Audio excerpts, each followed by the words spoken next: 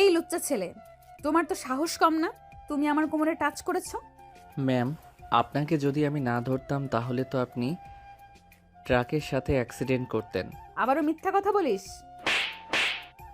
মেয়েটা আবারও মেঘের দুই গালে দুইটা চর বসিয়ে দিল। এইদিকে মেঘ তো রেগে আগুন, কারণ তাকে অ্যাক্সিডেন্টের হাত থেকে বাঁচিয়েছে, আবার চরও খেয়েছে। এটা দেখে মেঘ এবার বলতে লাগলো, দেখুন ম্যাম, আর একবার যদি আপনি আমার শরীরে টাচ করেন তাহলে কিন্তু অনেক খারাপ হয়ে যাবে, এই বলে দিলাম। কি খারাপ হবে? এখন যদি আমি চিৎকার করি তাহলে আশেপাশের সব লোক দৌড়ে আসবে তোকে মারার জন্য। আজকে কলেজে ইম্পর্টেন্ট ক্লাস আছে, এমনিতেই বাড়ি থেকে লেট করে বের হয়েছি, আবার তোর সাথে এই ঘটনা। আর কোনোদিন যদি দেখি কোনো মেয়ের সাথে এমন বাজে ব্যবহার করতে, তাহলে তোকে আমি পুলিশে দেব। মেয়েটার কথা শুনে মেঘের মাথা আরো গরম হয়ে গেল। এমনিতেই দুই গালে দুইটা করে মোট চারটা চর খেয়েছে, গাল দুটো টমেটোর মতো লাল হয়ে আছে। মেয়েটা যেই চলে যেতে চাইবে, এমন সময় মেঘ মেয়েটার হাতে হাত রেখে টান মেরে তার কাছে নিয়ে আসতো আর বলতে লাগলো, আমাকে চর মারার ফল এই দেখো, আমি কি করি তোকে। এই বলে মেঘ তার ঠোঁট জোড়া মেয়েটার ঠোঁটের সাথে এক করে দিয়ে কিস করতে লাগলো। উম্মা, উম্মা, উম্মা। আমাকে চর মারার ফল এটা। এখন যাই আমি। মেঘ তার বাইকটা নিয়ে চলে গেল ওইখান থেকে। এইদিকে মেয়েটা তো রেগে আগুন হয়ে গেছে। ঘড়ির দিকে তাকাতেই দেখতে পেল 10টা 15 বেজে গেছে। এটা দেখে মেয়েটা মনে মনে বলতে লাগলো, আল্লাহ, তুমি সব সময় আমার কপালেই এমন লিখো কেন? এমনিতেই আজকে ঘুম থেকে উঠতে দেরি হয়ে গেছে, আবার এই ছেলেটা আমার সঙ্গে এইসব। ছি ছি ছি, ভাবতেই অবাক লাগতেছে। আজকে মনে হয় না আর ক্লাস টেস্টটা দিতে পারবো। এই বলে মেয়েটা দৌড় দিল ভার্সিটির উদ্দেশ্যে। 5 মিনিটের মধ্যে মেয়েটা চলে গেল ভার্সিটিতে। ক্লাসরুমের সামনে দাঁড়িয়ে হাঁপাচ্ছে আর বলতেছে, স্যার, আসতে পারি? আরে মায়া, তুমি আজকে এত দেরি করলে কেন? তাড়াতাড়ি ভিতরে আসো, পরীক্ষা শেষ হতে আরও 15 মিনিট বাকি আছে। স্যার, ঘুম থেকে উঠতে দেরি হয়ে গেছে। আচ্ছা, এই নাও প্রশ্ন আর খাতা লেখা শুরু করো। মায়া স্যারের কাছ থেকে প্রশ্ন আর খাতা নিয়ে লেখা শুরু করলো। চলুন এখন পরিচয়টা সেরে ফেলা যাক। এখন যে পরীক্ষা দিচ্ছে এই হচ্ছে আমাদের গল্পের নায়িকা। নাম হচ্ছে সুমাইয়া তাসনিম মায়া। সবাই তাকে মায়া নামেই চিনে। এই কলেজের গুড গার্ল সে। মায়া এবার অনার্স 2য় বর্ষের ছাত্রী। এখন গল্পে ফেরা যাক, আস্তে আস্তে সব জানতে পারবেন। এখন চলেন আমাদের নায়কের কাছ থেকে ঘুরে আসি। এদিকে মায়া পরীক্ষা দিতে থাকুক। কি রে মেঘ, তোর গাল দুটো এরকম টমেটোর মতো লাল হয়ে আছে কেন? কেউ কি তোকে আদর করেছে নাকি? শালা, আর বলিস না, আমার ভাগ্যটাই খারাপ। ওই দিন পাশের বাসার আন্টির পাখি উড়ে গেছে, ওইটা ধরে দিয়ে এসেছি। ওইখানেও আন্টি আমাকে চোর বলে ডেকেছে। আজকে কলেজে আসার সময় একটা মেয়ে হাঁটতে হাঁটতে মাঝ রাস্তায় চলে গেছে, তাকে বাঁচিয়েছি। সেই মেয়ে বলে কিনা আমি লুচ্চা, আমি তার কোমরে ইচ্ছা করে হাত দিয়েছি। সে আমাকে দুই গালে চারটা চড় দিয়েছে, আমি তার ঠোঁটের স্পর্শ দিয়েছি। ব্যাস, খেল খতম, পয়সা হজম। তুই আগ বাড়িয়ে উপকার করতে যাস কেন? তোকে বারবার মানা করা সত্ত্বেও তুই উপকার করতে যাস। আচ্ছা বাদ দে এসব কথা, এখন মেয়েটা দেখতে কেমন সেটা একটু বল। সালা, তুই আর ভালো হলি না। আমি রাইসাকে এখনই বলতেছি, তুই যে অন্য মেয়ের দিকে তাকাস ড্যাব ড্যাব করে।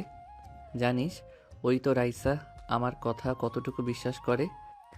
হয়েছে দোস্ত, আর বলতে হবে না। এখন চল ক্যান্টিনে গিয়ে তোর গালে কিছুক্ষণ বরফ ডলতে থাকি, তাহলে তোর গাল আরও ফুলে যাবে। হুম, চল যাই। মেঘ আর রাফি চলে গেল ক্যান্টিনে। চলুন এবার আমাদের নায়কের পরিচয় পর্বটা সেরেই ফেলি। আমাদের নায়কের নাম হচ্ছে মেঘ। এবার অনার্স 3য় বর্ষে পড়ে। তার বাবা বিখ্যাত বিজনেসম্যান। তারা দুই ভাই বোন। মেঘের পরিচয়টা তো এতটুকু থাক, আবার পরে জানতে পারবেন সব কিছু। মেঘ আর রাফি ক্যান্টিনে বসেই দুই গালে বরফ টলতেছে। এদিকে মায়া তার পরীক্ষা শেষ করে তার সব ফ্রেন্ডদের নিয়ে চলে আসলো ক্যান্টিনে। চেয়ারে বসতেই মায়ের বান্ধবী মারিয়া বলতে লাগলো, আচ্ছা মায়া, তুই কি কোনো দিনও শুধরাবি না? আমি প্রতিদিন তোকে ফোন দিয়ে ঘুম থেকে উঠিয়ে কলেজে আনি, আজকেও কতগুলো ফোন দিয়েছি, ঘুম থেকে তো উঠেছিস, তাহলে দেরি হলো কেন কলেজে আসতে? এই দিকে তো পরীক্ষায় ডাব্বা মেরে কান্না করবি। আর বলিস না মারিয়া, এক ছেলে রাস্তার মধ্যে আমার কোমর জড়িয়ে ধরেছিল। ওইখানে ছেলেটার গালে কয়েকটা চড় মারার পর যেই চলে আসতে যাব তখন ছেলেটা আমাকে টান মেরে তার বুকের সাথে লাগিয়ে জড়িয়ে ধরে লিপকিস করেছে। ওই ছেলেকে যদি আর একবার পাই তাহলে আমি তাকে খুন করব। যা হবার হয়ে গেছে, এখন এসব ভুলে যা। কি খাবি বল? যা ইচ্ছা অর্ডার দে, তোরা যেটা খাবি আমিও সেটাই খাবো। ঠিক আছে, অর্ডার দিতেছি। মারিয়া 4 জনের জন্য কফি অর্ডার করে দিল। এইদিকে মেঘ তার গালে কিছুক্ষণ বরফ ডলার পর গালের ফোলাটা একটু কমলো। এটা দেখে রাফি বলতে লাগলো, মেঘ চল দোকান থেকে কিছু খেয়ে আসি, খুব ক্ষুধা লাগছে। শালা পেটুক কোথাকার, তাড়াতাড়ি চল গিয়ে খেয়ে আসি, না খেলে তো আবার কান্না করবে তোর পেট। হা হা হা, এমনিতেই 5 জনের খাবার একলা সাবার করে দিস তুই। থাক, যাইতে হবে না, আমি কিছু খাবো না, তুই একাই গিয়ে খেয়ে আয়। আরে চল, আমি তো মজা করছিলাম তোর সাথে, তুই সিরিয়াসলি নিস কেন সব কিছু? তুই যা, আমি খাবো না কিছু। আচ্ছা তুই বস এইখানে, আমি গিয়ে আবার নিয়ে আসতেছি দুজনের জন্য।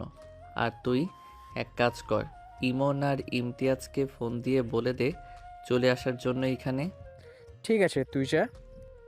মেঘ চলে আসলো দোকানের সাথে। মেঘকে দেখে দোকানের ছোট ছেলেটা বলতে লাগলো, কি মেঘ ভাইয়া, তোমার গালগুলা এত ফুলা ফুলা কেন? কোনো মেয়ে চুমা দিছে নাকি? রবিন, তুই পিচ্ছি মানুষ, তুই এইসব বুঝবি না। একটা সিগারেট আর কফি দিয়ে আয় আমাদের টেবিলে। সিগারেটের কথা শুনে মায়া পিছনে তাকাতেই দেখে মেঘ দাঁড়িয়ে আছে। মেঘকে দেখে মায়া তো রেগে আবার আগুন হয়ে যায়। মায়ার এমন রাগান্বিত মুখ দেখে রাইসা বলতে লাগলো, আরে বান্ধবী, আবার কি হলো? এভাবে রেগে যাচ্ছিস কেন তুই? অবশেষে কিনা আমি এই সিগারেট খোরের চুম্মা খেলাম। ওয়াক, থু থু, আজকে তো আমি এটাকে পুলিশে দেব। তোরা বস এইখানে। এই বলে মায়া চেয়ার থেকে উঠে মেঘের সামনে দাঁড়াতেই মেঘ তার মুখের ভেতরে থাকা সমস্ত সিগারেটের ধোঁয়া মায়ার মুখের ওপর ছেড়ে দিল। এইদিকে মায়া কাশতে শুরু করলো। কিছুক্ষণ পর মায়া কিছুটা স্বাভাবিক হয়ে মেঘের শার্টের কলার চেপে ধরে বলতে লাগলো, কলেজে সিগারেট খাওয়া অ্যালাউ না, তুই জানিস না? আজকে তোকে প্রিন্সিপাল স্যারের কাছে নিয়ে যাব, চল আমার সাথে। এই মেয়ে, তোমার তো সাহস কম না? একে তো আমার শার্টের কলার চেপে ধরেছো, আবার বলতেছো প্রিন্সিপালের কাছে নিয়ে যাবে। রাস্তায় কিন্তু বেশি কিছু করি নাই, তোমার ভাগ্য ভালো। এখন যদি বেশি করো তাহলে কিন্তু। তাহলে কি? তাহলে কি আমাকে ভয় দেখানো হচ্ছে? আমি তোমার এইসব ফাও কথায় ভয় পাই না। বলে দিলাম। মায়া, কলারটা ছেড়ে দে বলতেছি। তুই মেঘ ভাইয়াকে চিনিস না, উনি যা বলে তাই করে। এখন আল্লাহ ভালো জানে তোর কি অবস্থা হয়। রাইসা, তুইও আমাকে চিনিস না, আমি রেগে গেলে কি করতে পারি। এই তোকে বলেছি না আমার সাথে আসতে। মেঘ মায়ার হাত ছাড়িয়ে নিল তার কলার থেকে। আস্তে আস্তে মায়ার দিকে এগিয়ে যাচ্ছে। এদিকে মায়াও পিছিয়ে যাচ্ছে আর বলতেছে, দেখো, আমি কিন্তু তোমাকে ভয় পাই না বলে দিলাম। ভয় পাও না? তাহলে পিছনে যাচ্ছ কেন? এক জায়গায় দাঁড়াও, দেখি তোমার কত বড় সাহস এই মেঘ চৌধুরীর শার্টের কলার ধরার। আজ পর্যন্ত এই কলেজে আমার সাথে গলা উঁচু করে কেউ কথা বলতে পারে নাই, সেইখানে তুমি আমার শার্টের কলার ধরেছ। এই বলতেছে আর মায়ার দিকে ক্রমশ এগিয়ে যাচ্ছে। এদিকে মায়াও পেছনে যেতে যেতে এক পর্যায়ে দেওয়ালের সাথে লেগে পড়ে। এদিকে মেঘ আবারও মায়ার কোমর জড়িয়ে ধরে এক হাতে, এটা দেখে তো ক্যান্টিনে থাকা সবাই হতবাক হয়ে যায়। এক হাতে কোমর জড়িয়ে ধরেছে, আরেক হাতে মায়ার চুলের মুঠি ধরেছে, যাতে কিস করার সময় মায়া নড়াচড়া কম করতে পারে। আস্তে আস্তে মেঘ তার ঠোঁট জোড়া মায়ার ঠোঁটের সাথে চেপে ধরে ললিপপের মতো চুষতে থাকে। কিছুক্ষণ চষার পর মেঘ একটু জোরেই মায়ার ঠোঁটের মধ্যে কামড় বসিয়ে দেয়। মায়ার সাথে সাথে চিৎকার করে ওঠে। আহ! মায়ার চিৎকার শুনে মেঘ মায়াকে ছেড়ে দিয়ে ওইখান থেকে চলে যায়। এইদিকে মায়ার ঠোঁট থেকে ক্রমশ রক্ত বের হতে থাকে। মায়া তার হাত দিয়ে ঠোঁট চেপে ধরে দৌড়ে চলে যায় ওয়াশরুমে। কিছুক্ষণ কুলি করার পর রক্ত পড়াটা বন্ধ হয়। আয়নার সামনে দাঁড়িয়ে ঠোঁটটা দেখতে লাগলো মায়া। বেশ খানিকটাই কেটে গেছে। এদিকে রাইসা, মারিয়া, শারমিন, নিপা চলে আসলো ওয়াশরুমে। এসে দেখে মায়া দাঁড়িয়ে আছে। মায়াকে দেখে রাইসা বলতে লাগলো, কেন তুই মেঘ ভাইয়ার শার্টের কলার ধরতে গেলি? এখন দেখলি তো কি হয়েছে তোর অবস্থা। আগে কখনোই মেঘ ভাইয়াকে কোনো মেয়ের সাথে এমন করতে দেখি নাই, তোর সাথে এমন করতেছে কেন বুঝতেছি না। এই খচ্চর বেটা সকালেও রাস্তায় এমন করেছে, আবার ক্যান্টিনেও এমন করেছে। এখন দেখ আমার ঠোঁট কতটা কেটে গেছে। বেশ ভালো হয়েছে, তোকে এতবার বারণ করার পরও তুই ওনার শার্টের কলার থেকে হাত ছাড়িস নাই, এখন বুঝ কেমন হয়। হ্যাঁ, এখন আমি খাবার খাবো কি করে? এই খচ্চর বেটার জন্য আমি খাবারও খেতে পারবো না। যা হবার হয়ে গেছে, এখন চল তোকে রিকশায় তুলে দিয়ে আসি। ওইদিকে রাফি আবার আমার জন্য অপেক্ষা করতেছে। তুই চলে যা, আমি একাই যেতে পারবো। মারিয়া চল প্রিন্সিপাল স্যারের কাছে, এই খচ্চর বেটার নামে একটা বিচার দিয়ে আসি। কোনো কিছুই করবে না প্রিন্সিপাল স্যার, কারণ এই কলেজে প্রত্যেকটা স্যার ভালো করে জানে মেঘ ভাইয়ের আচরণ কেমন। সো বেশি কিছু করিস না, হিতে আবার দেখবি তোর উপর বিপদ আসবে। আমি যা বলছি তাই কর। বাড়িতে গিয়ে একটু মলম লাগিয়ে নে, না হলে খাবার তো দূরে থাক, অন্য কিছুই খেতে পারবি না। মায়া আর কিছু না বলেই চলে গেল বাড়িতে। এদিকে মেঘ বসে আছে রাফির সামনে। মেঘকে দেখে হাসি খুশি মনে হচ্ছে। এটা দেখে রাফি বলতে লাগলো, কি ব্যাপার মেঘ, মেয়েটাকে তো কিস করলে, দেখলাম মেয়েটার ঠোঁট থেকে রক্তও পড়তেছে, বেশ ভালো করে লিপ কিস করেছিস। আর বলিস না, এমনিতেই আমার শার্টের কলারে কোনো ছেলে ধরলে আমার রাগ 390% হয়ে যায়। আবার এটা তো মেয়ে, সকালের রাগটা এমনিতেই যায় নাই এই মেয়ের উপর থেকে। আবার সিগারেট খাচ্ছিলাম দেখে মেয়েটা এসে আমাকে বলতেছে চল প্রিন্সিপাল স্যারের কাছে যাব। এখন দেখ কেমন লাগে। প্রিন্সিপাল তো দূরে থাক, এই কলেজের কোনো স্যার আমার কিছুই করবে না। ওই মেয়েটা হয়তো জানে না। দুইবার লিপ কিস করেছিস, আবার এখন ক্যান্টিনে করছিস, এটা তো অনেকেই দেখছে। এখন যদি কারো কানে যায় তাহলে বুঝতে পারছিস কি হতে পারে। তবে মামা, মেয়েটা কিন্তু বেশ সুন্দরী, তোর সাথে ভালোই মানিয়েছে। দূর শালা, এসব মেয়ে আমার জন্য কিছুই না। এর চেয়ে কত সুন্দর সুন্দর মেয়ে আমার পিছনে লেগে আছে আমাকে বিয়ে করার জন্য। আর তুই বলতেছিস এই মেয়ের কথা? কথার দাম নেই তাই তো কিছু বলি না। এখন খাবারটার দাম ঠিক দিয়ে দে, আমি রায়সাকে নিয়ে রুম ডেট করতে যাব। ঠাস ঠাস ঠাস শালা, এরপর একবার রুম ডেটের কথাটা যদি আমার সামনে বলিস তাহলে তোর খবর আছে। বাড়িতে বললে কি হয়? আমার বাড়িতে বলেছি, আব্বু আম্মু রায়সার বাড়িতে গিয়েছিল, কিন্তু রায়সার আম্মু আব্বু মানা করে দিয়েছে। আমি রায়সাকে ছাড়া কোনো ভাবতেই থাকতে পারবো না। দোষ, প্লিজ তুই কিছু একটা কর। তাই বলে রুম ডেট করবি? রাইসা কোথায়? রাইসাকে ফোন দিয়ে বল আসার জন্য। আমি রাইসার সাথে কথা বলতেছি, দেখি রাইসা কি বলে। ভাইয়া আমি চলে এসেছি, বলেন কি বলবেন। রাফি তোমার সাথে রুম ডেট করতে চাই, এখন তুমি কি চাও? ভাইয়া বাসা থেকে মেনে নিতেছেন না, রাফি আমাকে রুম ডেটের কথা বলে নাই, আমি রাফিকে রুম ডেটের কথা বলেছি। আমার পেটে বেবি হলে নিশ্চয়ই বাসা থেকে মেনে নিবে, আমি জানি। রাফি তো একটা ভালো ছেলে, তাহলে তোমার আব্বু আম্মু মেনে নিল না কেন? এটা জানো না নাকি? আমি কিছুই জানি না ভাইয়া, আমি রাফিকে ছাড়া বাঁচবো না, আপনি কিছু একটা করেন। এটা জানো নাকি? ঠিক আছে, আমি দেখছি কি করা যায়। আজকে সন্ধ্যায় আমি তোমাদের বাড়িতে যাব, তোমার আম্মু আব্বুর সাথে কথা বলবো, দেখি ওনারা কি বলে। ঠিক আছে। আর ভাইয়া সরি, মায়া আপনার শার্টের কলার ধরার জন্য। মায়া হয়তো একটু বেশি রাগী, কিন্তু ওর মনটা অনেক ভালো। কেমন ভালো তা তো দেখলাম, রাস্তায় ওনাকে অ্যাক্সিডেন্টের হাত থেকে বাঁচিয়েছি, আর উনি আমাকে 2 গালে চর তো মেরেছে, আবার আমাকে বলেছে লুচ্চা। আপনার গাল কিন্তু এখনো টমেটোর মতো লাল হয়ে আছে। রাফি তোর গার্লফ্রেন্ডকে নিয়ে আমার সামনে থেকে যা তো, কখন জানি তোদের দুইজনের উপর ঝাঁপিয়ে পড়ি আমি। একটা কথা ভাইয়া, মায়ের সাথে কিন্তু আপনাকে মানিয়েছে বেশ, আর কিসটা কিন্তু দারুণ ছিল। এই বলে রাইসা হাসতে হাসতে রাফিকে নিয়ে চলে গেল ওইখান থেকে। এইদিকে মেঘ তার বাইকটা নিয়ে চলে আসলো বাসায়। কলিং বেল দিতেই তার বোন এসে দরজা খুলে দিল। মেঘকে একবার ভালোভাবে পর্যবেক্ষণ করে বলতে লাগলো, ভাইয়া আজকে তোমাকে দেখে মনে হচ্ছে অনেক খুশি খুশি। আর এখন কয়টা বাজে? মাত্র 12টা। তুমি তো প্রতিদিন 3টার পর আসো, আজকে আগে আসার কারণ কি? আমি কি আমার বাড়িতে আসতে পারি না নাকি? কলেজে ভালো লাগছিল না তাই চলে এসেছি। আর তুই এত প্রশ্ন করতেছিস কেন? তুই পিচ্চি মানুষ, পিচ্চির মতো থাকবি। তা তো থাকবই আমি। এখন কথা হচ্ছে তোমার গাল দুটো এত বড় বড় হয়ে আছে কেন? আর 2 গালে 5 আঙ্গুল করে দাগ বসা। কেউ কি তোমাকে আদর করেছে নাকি? মার্জিয়া, এখন কিন্তু তোকে মারবো অনেক। তুই অনেক পাকা পাকা কথা বলতে শিখে গেছিস। ওরে আমার উত্তম পুরুষ, তুমি আমার কাছে যাই লুকাও না কেন, এই পিচ্চির চোখ ফাঁকি দিতে পারবে না কখনোই। আগে বলো, আমার ভাবি দেখতে কেমন? তোর আবার ভাবি আসলো কোথায় থেকে? যার ঠোঁটে লিপ কিস করেছো সেই তো আমার ভাবি, তাই না? এখন ফটাফট বলে ফেলো, আর না বললে তো নতুন সিরিয়াল আছেই। আব্বু, আব্বু, তুমি কোথায়? দেখে যাও ভাইয়া কি করেছে।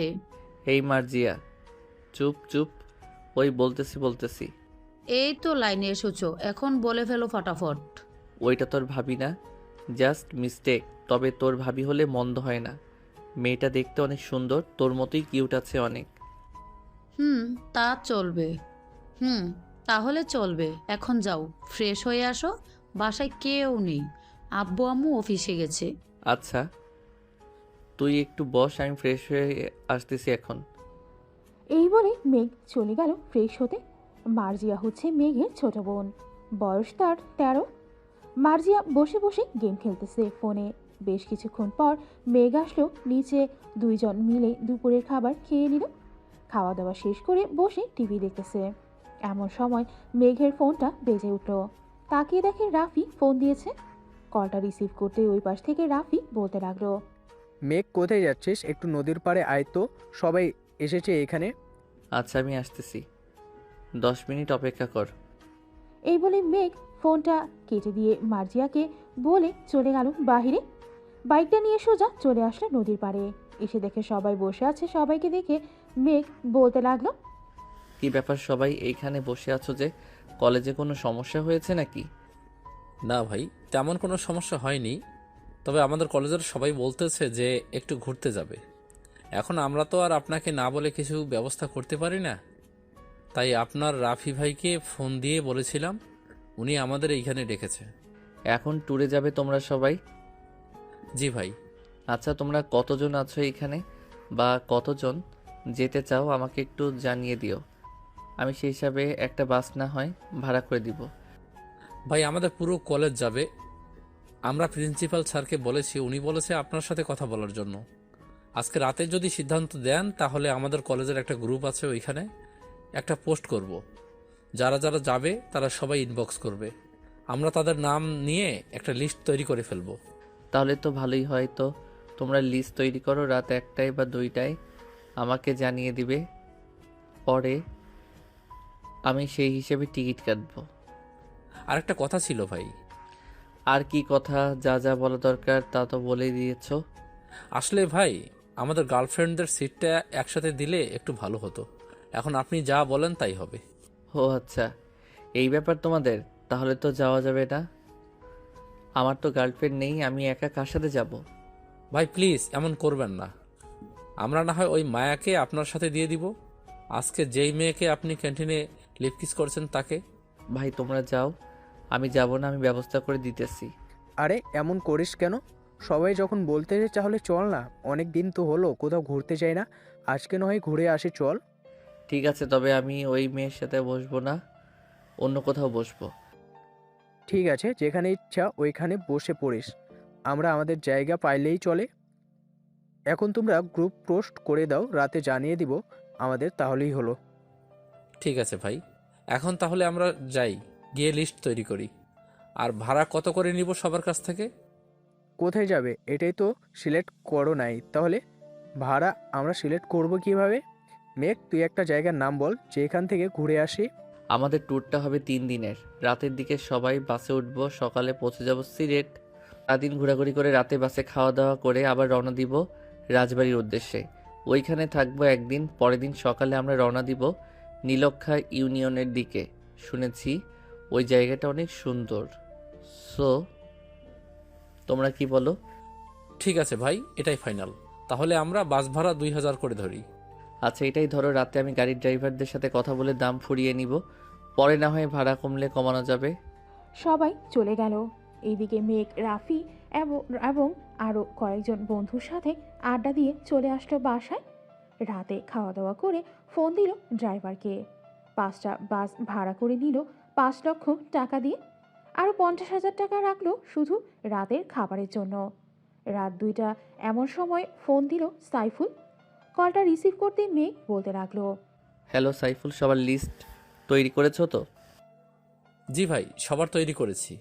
আপনি আবার ফোন দিয়ে বলেছিলেন 1500 করে নেওয়ার জন্য। এখন মোট 725 জন যাবে। মোট টাকা উঠেছে 10,87,500 টাকা। তাহলে তো আমাকে আরও 3টা বাস বলতে হবে। আচ্ছা আমি বলতেছি এখনই। তুমি গ্রুপে আরেকটা পোস্ট করে বলে দাও যে কালকে সন্ধ্যা 7টার মধ্যে সবাই কলেজে থাকতে। আমি গিয়ে সবার লিস্ট বলে দিব, তোমরা সবাই উঠে যাবে। ঠিক আছে ভাই। সাইফুল ফোনটা কেটে দিল। এদিকে মেঘ আর রাতে না জেগে ঘুমিয়ে গেল। সকাল 10টায় ঘুম ভাঙল মার্জিয়ার ডাকে। মেঘ উঠে ফ্রেশ হয়ে চলে গেল কলেজে। শিমুল গাছের নিচে দাঁড়িয়ে আছে মেঘ। এমন সময় দেখতে পেল মায়াকে গেট দিয়ে কলেজের ভেতর প্রবেশ করতেছে। এটা দেখে মেঘ রাইসাকে উদ্দেশ্য করে বলল, রাইসা তোমার বান্ধবী, ও কি যাবে আমাদের সাথে? জি ভাইয়া, আমি তো ভাবতেছি মায়াকে আপনার সাথে বসিয়ে দিব। এখন আপনি যদি চান। ঠিক আছে, তোর বান্ধবীকে আমার পাশেই বসিয়ে দিও, কোনো সমস্যা নেই। এখন তাকে ডাক দিয়ে জিজ্ঞাসা করো ঠোঁট কেমন আছে। আর ঠিক আছে, ডাক দিচ্ছি। রাইসা দৌড়ে গিয়ে মায়াকে ডেকে আনলো। এদিকে মায়া মেঘের পাশে দাঁড়াতেই মেঘ একবার মায়ের দিকে তাকিয়ে মুচকি হাসি দিয়ে প্রিন্সিপাল স্যারকে উদ্দেশ্য করে বলতে লাগলো, প্রিন্সিপাল স্যার, আমরা তো 3 দিনের ট্যুরে যাচ্ছি। আপনি সবাইকে ভালো করে বলে দেন যে যদি কোথাও কোনো বিপদ হয় তাহলে বলবেন, সাথে এই নাম্বারগুলোতে ফোন দিতে। সবাই নাম্বারগুলো তুলে ফেলেন। মেঘ, আমার মান সম্মানটা রেখো তুমি। এতজন ছাত্রছাত্রী নিয়ে যাইতেছি, যাতে কারো কোনো বিপদ না হয়, কারো কোনো সমস্যা না হয়। আপনি কোনো চিন্তা করবেন না স্যার, আপনারা তো যাইতেছেন আমাদের সাথে। প্রত্যেকটা বাসে 2 জন করে স্যার আর 2 জন করে ম্যাডাম থাকবেন। যদি কোনো সমস্যা হয় আমাকে ফোন দিতে বলবেন। এখন সবাই বাড়িতে চলে যাও, সবার সব কিছু গুছিয়ে 7টার মধ্যে চলে আসবে সবাই। আমরা 4টায় এইখানে থেকে গাড়ি ছাড়বো ইনশাল্লাহ। মেঘের কথা শুনে সবাই চলে গেল। সন্ধ্যা 6টা। মেঘ বসে আছে কলেজে। প্রত্যেক বাসে সিট নাম্বার আছে। ওই নাম্বারগুলো দিয়ে দিতেছে আর সবাইকে উঠাচ্ছে বাসে। সবাইকে উঠানো শেষ হতেই মেঘও বাসে উঠে পড়ল। সকলকে পানির বোতল আর বিরিয়ানির প্যাকেট দিয়ে দিল। এদিকে মেঘ মায়ার পাশের সিটে বসতেই মায়া দাঁড়িয়ে গেল আর বলতে লাগলো, অন্য কোথাও জায়গা নেই, সো চুপচাপ বসে খাবার খান। আর কালকের জন্য সরি, আমি ইচ্ছে করে আপনাকে ওইভাবে কিস করতে চাই নাই। হয়েছে, আর কিচ্ছু বলতে হবে না। আমার ঠোঁট তো কেটেই ফেলেছেন, এখন আমি খাবারও খেতে পারছি না। বিরিয়ানিটা কোনো রকমে খেয়ে নেন। আর এই বেগে আপনার জন্য কিছু চিপস আর আপনার কিছু পছন্দের জিনিস আছে। তার মানে আপনি ইচ্ছে করে আমাকে আপনার পাশে বসিয়েছেন? আপনাকে ইচ্ছে করে বসিয়েছি, সমস্যা হলে বলেন, আমি দাঁড়িয়ে দাঁড়িয়ে যাব। আমার সমস্যা আছে, আপনি দাঁড়িয়ে দাঁড়িয়ে যান। মেঘ আর কোনো কথা না বলেই সিট থেকে উঠে দাঁড়িয়ে গেল। উপরে হ্যাঙ্গারে হাত দিয়ে দাঁড়িয়ে আছে আর এইদিকে বাস চলতেছে তার আপন মনে। কয়েক ঘন্টা চলে গেল, কিন্তু মায়া এখনও বলে নাই যে মেঘকে তার সিটে বসতে। রাত প্রায় 2টা। মেঘ এখনও দাঁড়িয়ে আছে আর সবাই ঘুমাচ্ছে। মায়াও ঘুমাচ্ছে। জানালাটা হালকা খোলা থাকার কারণে বাতাসটা মায়ার মুখের উপর এসে পড়তেছে। মায়ার চুলগুলো এলোমেলো হয়ে তার মুখের উপরে এসে পড়েছে। এটা দেখে মেঘ আস্তে আস্তে মায়ার মুখের চুলগুলো সরিয়ে দিতেই মায়া পড়ে উঠল। আর কষ্ট করতে হবে না, বসে থাকেন সিটে। মায়ার মুখের কথা শুনে মুখ থতমত খেয়ে গেল আর বলতে লাগলো, আপনি এখনো ঘুমান নাই? আমি জানি তো আপনি এমন করবেন, তাই আর ঘুমাই নাই। বসে পড়েন, আর কষ্ট করতে হবে না, অনেক কষ্ট করেছেন। মেঘ বসে পড়ল মায়ার পাশের সিটে। বেশ কিছুক্ষণ পর মায়াও ঘুমিয়ে গেল। এদিকে মেঘ এক দৃষ্টিতে তাকিয়ে আছে মায়ার দিকে। বাতাসে মায়ার চুলগুলো উঠতেছে। জ্যোৎস্না মাখা চাঁদের আলো। মায়ার মুখের ওপরে পড়তেই আরও বেশি সুন্দর লাগছে মায়াকে। মেঘ আস্তে আস্তে মায়ার ঠোঁটের দিকে ক্রমশ এগিয়ে যাচ্ছে। এমন সময় ড্রাইভার গাড়িটা জোরে ব্রেক করতেই মেঘের ঠোঁট জোড়া মায়ার ঠোঁটের সাথে লেগে গেল। এদিকে মেঘ ভাবতেও পারে নাই যে এমন ঘটনা ঘটবে। মেঘের ঠোঁট জোড়া মায়ার ঠোঁটের সাথে লাগতেই মায়ার ঘুমটা ভেঙে গেল। আর মেঘের দিকে রাগী চোখ নিয়ে তাকিয়ে বলল, আপনি সত্যি একটা লুচ্চা ছেলে। আপনার সাথে বসাই আমার অপরাধ হয়েছে। কালকে আর আপনার পাশে বসবো না।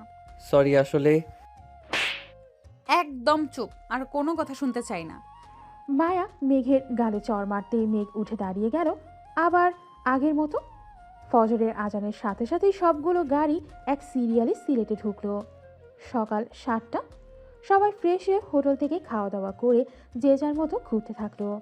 এদিকে মেঘ বসে আছে, কারণ সে এই জায়গায় আরও কয়েকবার এসেছে, আর তাই বাইরে যায় নাই, বাসের মধ্যেই ঘুমাচ্ছে। এদিকে মায়া, মারিয়া, শারমিন তিনজন একসাথে ঘোরাঘুরি করতেছে। ঘোরাঘুরি করতে করতে মারিয়া মায়াকে উদ্দেশ্য করে বলতে লাগলো, কিরে মায়া, তোকে দেখে মনে হচ্ছে তুই কারোর ওপর অনেক রেগে আছিস, মুখ লাল হয়ে আছে। আর বলিস না, একটা লাফাঙ্গা লুচ্চা ছেলেকে আমার পাশে বসিয়েছে। সে রাতে আবারও আমার ঠোঁটে চুমু খেয়েছে। হয়তো মেঘ ভাইয়া তোকে পছন্দ করে, তাই এমন করে। সে পছন্দ করলেও আমি কখনোই তাকে পছন্দ করব না। সে 1 নম্বরের লুচ্চা। কেন যে মেঘ ভাই আমাকে পছন্দ করলো না? আমাকে পছন্দ করলে যা চাইতো আমি তাই দিতাম ওনাকে। তাহলে তুই বসে পড়িস আমার সিটে, রাতে ভালো করে আদর করে দিস তোর এই লুচ্চা ক্রাশকে। কিন্তু শিট, চেঞ্জ করা যাবে না। যেখানে বসেছে ওইখানেই বসে থাকতে হবে। চেঞ্জ করা গেলে তো আমি কবেই চলে যেতাম তার কাছে। হয়েছে, এই টপিক বাদ দিয়ে এখন চল কিছু ছবি তুলে নেই। সবাই ছবি তুলতে লাগলো। দুপুর 2টা বাজতেই নদী থেকে গোসল করে মেঘ সবার জন্য রান্না বসিয়ে দিল। এদিকে সকল ম্যাডামরা মেঘকে হেল্প করতেছে। 6টার মধ্যেই রান্না শেষ হতেই সবাই বাসে বসে পড়ল। মেঘ সবার জন্য হিসেব করে সবগুলো বাসে খাবার দিয়ে আসতো। দোকান থেকে একটা সিগারেট নিয়ে খেতে খেতে চলে আসলো বাসের সামনে। প্রিন্সিপাল স্যারকে বলে মেঘ চলে গেল 4 নাম্বার বাসে, কারণ আজকে আর মায়ার সাথে বসবে না। মেঘকে না দেখতে পেয়ে রাইসা বলতে লাগলো, কি রে মায়া, মেঘ ভাইয়া আসলো না যে? তুই কি ওনাকে কিছু বলেছিস কি? আমি কি বলতে যাব? আমি কিছুই বলি নাই। আর উনি কোথায় আমিও জানি না। প্রিন্সিপাল স্যার, মেঘ ভাইয়া তো এখনো আসেন নাই, বাস তো ছেড়ে দিচ্ছে। মেঘ 4 নাম্বার বাসে আছে। মায়া তোমার পাশে বসবে আয়শা। ঠিক আছে স্যার। রাতে সবাই খাওয়া দাওয়া শেষে বসে আছে। এদিকে মেঘ তার সিটে বসে গেম খেলতেছে। রাত প্রায় 12টা। মায়া কি যেন একটা জিনিস মিস করতে লাগলো, কিন্তু সে বুঝতে পারছে না। এদিকে মেঘ জানালার কাছে বসে বাতাস খেতে খেতে ঘুমিয়ে গেল। রাজবাড়ি আসতেই মেঘ সবাইকে সকালের নাস্তা করিয়ে দিয়ে পুরো রাজবাড়িটা ঘুরিয়ে দেখালো। আজকে একবারও মেঘ মায়ার দিকে তাকায়নি। এদিকে মায়া বারবার মেঘের দিকে তাকাচ্ছে। সে কি করতেছে সব কিছু দেখতেছে। সন্ধ্যা হয়ে আসতেই মেঘ আবারও সবাইকে নিয়ে বাসে উঠে পড়ল। এমন সময় মায়া রাইসাকে উদ্দেশ্য করে বলল, রাইসা, তুই একটু স্যারকে বলে মেঘকে এখানে আনার ব্যবস্থা কর না। আজকে কেন ভাইয়াকে লাগবে? আয়শার সাথেই আজকে রাতটা কাটিয়ে দে। কালকে তো ওই জায়গায় ঘোরাঘুরি করে রাত 11টার মধ্যে বাসায় চলে যাব।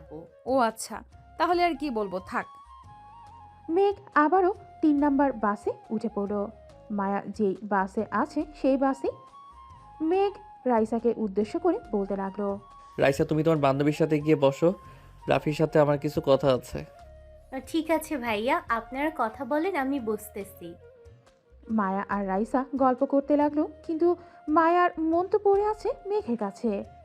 মায়াকে ছটফট করতে দেখে রাইসা বলতে লাগলো, কি মায়া, কষ্ট হচ্ছে নাকি? আমার কিসের কষ্ট হবে? আমি তো বসেই আছি, তোর কষ্ট হচ্ছে সেটা বল। বুঝি বুঝি, আর বলতে হবে না। মেঘ ভাইয়া, আপনি ওই সিটে গিয়ে বসেন। রাফির সাথে না বলতে কেমন যেন লাগে। হায় রে ভালোবাসা, আজ পর্যন্ত আমার কপালে একটা জুটলো না। যাও, রাফির কাছে যাও। মেঘ মায়ার পাশে বসতেই মায়া একটু নড়ে চড়ে বসত। এদিকে মায়া ঘুমের ভান ধরে শুয়ে আছে, যাতে মেঘ প্রথম দিনের মতো আজকে আবার তার সাথে এমন করে। কিন্তু মেঘ তো ফোন টিপতে ব্যস্ত। এটা দেখে মায়া রাগে মেঘের ঠোঁট জোড়া তার ঠোঁটের সাথে চেপে ধরে কামড় বসিয়ে দিল। বেশ কিছুক্ষণ যাওয়ার পর মায়া মেঘকে ছেড়ে দিয়ে আবারও তার সিটে ভালো করে বসে পড়ল। এইদিকে মেঘের ঠোঁট থেকে রক্ত পড়তেছে। এটা দেখে মেঘ বলল, আমার ঠোঁট থেকে রক্ত পড়তেছে, কিছু করেন বা এখন কি করি, ওয়েট। এটা বলে আবারও মায়া তার ঠোঁট জোড়া মেঘের ঠোঁটের সাথে লাগিয়ে চুষতে লাগলো ললিপপের মতো। প্রায় 20 মিনিট মায়া মেঘের ঠোঁট জোড়া চুষে খেয়ে নিল।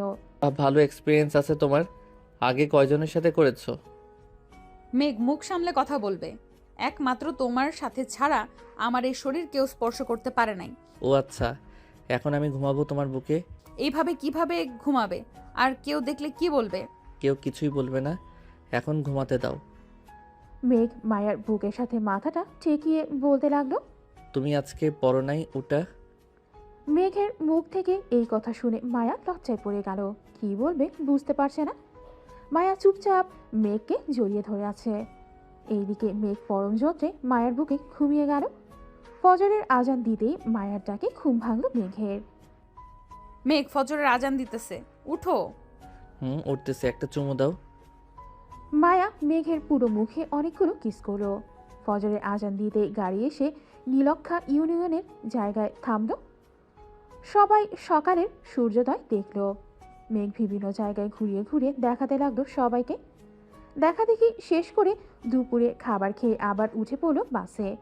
রাত 9টা বাজতেই গাড়ি এসে থামল আজিমপুর কলেজ গেটের সামনে। মেঘ সবার সিট নাম্বারগুলো নিয়ে সবাইকে গাড়িতে উঠিয়ে দিল, যাতে সবাই বাড়িতে চলে যেতে পারে। ড্রাইভারদের 6,25,000 টাকা দিয়ে দিল মেঘ। মেঘ, এখন বাসায় যা, বাকি যা টাকা থাকবে কালকে হিসাব করে সবাইকে দিয়ে দেওয়া হবে, কি বলিস? আমিও এটাই ভাবতেছি, তবে প্রিন্সিপাল স্যারের সাথে কালকে কথা বলে নেই। উনি কি বলে তাও তো শুনতে হবে, তাই না? চল, তোকে বাড়িতে দিয়ে আমি ওই দিক দিয়ে চলে যাব। তোর যেতে হবে না, আমি একাই যেতে পারবো, তুই যা। মেঘ চলে গেল বাসায়। ফ্রেশ হয়ে রাতে খাওয়া দাওয়া করে বসে আছে সোফায়। এমন সময় মেঘের আম্মু আর মার্জিয়া এসে মেঘের পাশে বসে বলতে লাগলো, মেঘ, লেখাপড়া তো করতেছিস, তোর আব্বুর অফিসেও তো মাঝে মধ্যে সময় দিতে পারিস কি? তাহলে তোর আব্বু কিছুটা সময় রেস্ট করতে পারবে। আম্মু এই বছরটা শেষ হোক, নতুন বছর থেকে আমি দেখাশোনা করব। আর মার্জিয়া, রাত হয়েছে অনেক, ঘুমাতে যা।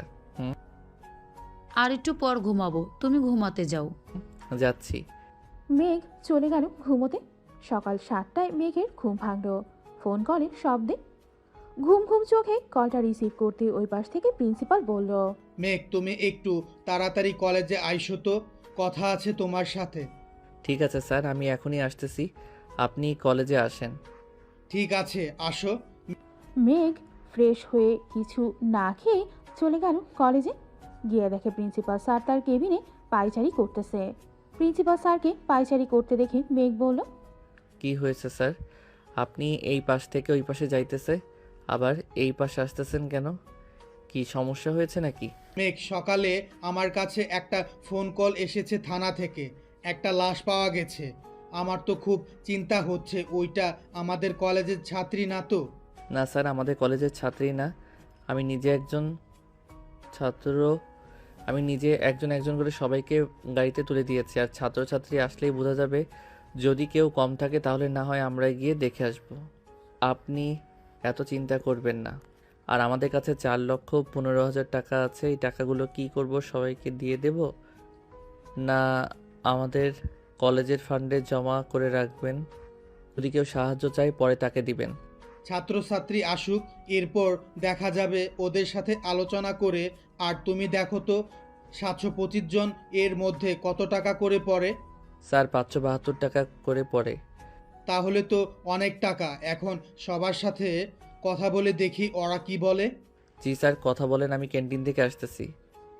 মেঘ চলে গেল ক্যান্টিনে। হালকা পাতলা নাস্তা করে চলে আসলো শিমুল গাছের নিচে। ঘড়ির দিকে তাকিয়ে দেখে সকাল 10টা বাজে। সবাই কলেজে প্রবেশ করতে লাগলো। 12টায় মেঘ সবাইকে নিয়ে চলে গেল হলরুমে। প্রিন্সিপাল স্যারের হাতে মাইক দিয়ে বলতে লাগলো, মেঘ, স্যার টাকার বিষয়টা নিয়ে আলোচনা করে ফেলেন। প্রিয় ছাত্রছাত্রী, আমরা 3 দিনের ট্যুর শেষ করে আসলাম গতকালকে। তোমরা আমাদের যা টাকা দিয়েছো, গাড়ি ভাড়া, খাবার খবর সব দিয়ে আমাদের কাছে আরও 4,15,000 টাকা রয়েছে। এখন তোমরা যদি বলো আমরা এই টাকাগুলো আমাদের কলেজের ফান্ডে জমা করে রাখবো, এই টাকা দিয়ে গরিবদেরকে সাহায্য করতে পারবো, বা আমাদের কলেজের কোনো স্টুডেন্ট এর যদি কোনো সমস্যা হয় তাহলে আমরা টাকাগুলো দিয়ে তাকে সাহায্য করতে পারবো। আর যদি বলো তোমাদেরকে টাকা ফেরত দিয়ে দিতে, তাহলে তোমরা সবাই 772 টাকা করে পাবে। এখন তোমরা যেটা বলবে সেটাই হবে। স্যার, এই টাকাগুলো আমাদের কলেজের ফান্ডে রেখে দেন। আমরা 2,000 টাকা দিয়ে ঘুরতে যেতে পারবো। 500 টাকা গরিবকে দিতে পারবো না, তা হতে পারে না। টাকাগুলো ফান্ডে রেখে দেন। ধন্যবাদ তোমাদের। আর তোমরা এখন বাড়িতে চলে যাও, রেস্ট করো 2-1 দিন। আমরা কয়েকদিন 1টা পর্যন্ত ক্লাস করিয়ে ছুটি দিয়ে দেব। প্রিন্সিপাল স্যারের কথা শেষ হতেই সবাই এক এক করে চলে গেল বাসায়। এইদিকে মায়া অপেক্ষা করতেছে মেঘের জন্য। মেঘ বাহিরে আসতেই মায়া বলল, কি ব্যাপার লুচ্চা মশাই?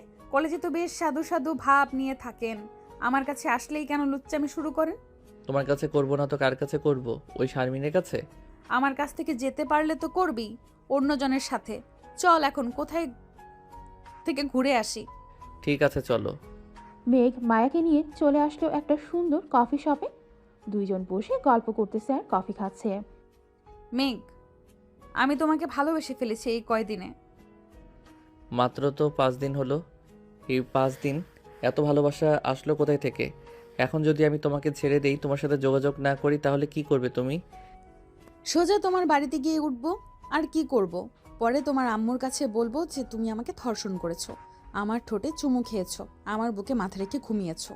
সি সি সি, তুমি তো দেখি গাঁটতারা মাইয়া। আল্লাহ কেন যে তোমার সাথে দেখা করিয়ে দিল। আমি যে তোমার কপালে জুটেছি এটাই অনেক। তোমার মতো লুচ্চা বেটাকে কে বিয়ে করবে বলো তো?